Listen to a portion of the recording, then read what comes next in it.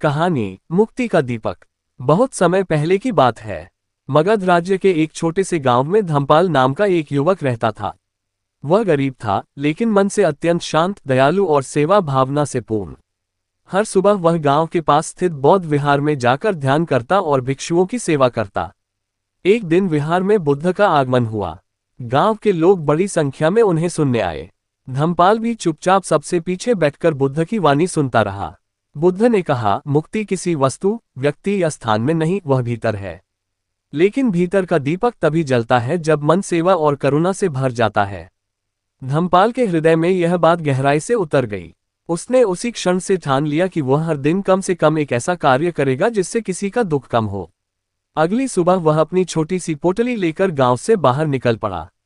रास्ते में उसे एक वृद्ध और बीमार महिला मिली जो कांपते हाथों से पानी के लिए पुकार रही थी। धम्पाल ने पास की नदी से पानी लाकर उन्हें पिलाया और कुछ समय उनके पास बैठकर उन्हें सांत्वना दी। महिला की आंखों से अश्रु बह निकले। वे प्रसन्न थी कि कोई अनजान युवक उनके लिए इतना करुणामय हो सकता है। धम्पाल की सेवा यात्रा यहीं नहीं रुकी। वो प्रतिदिन किसी न किसी की सहायता करता, कभी किसी किसान को खेत जोतने में मदद करता, कभी अनाथ बच्चों को कहानी सुनाता, तो कभी बीमारों की सेवा करता।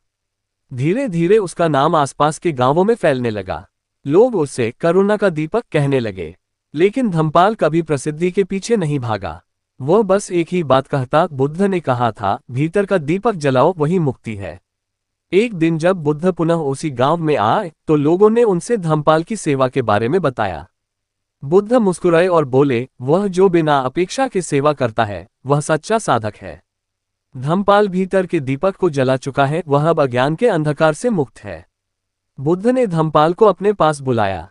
उन्होंने उसका सिर सहलाते हुए कहा, तुमने जो मार्ग चुना है वह कठिन है लेकिन सत्य है।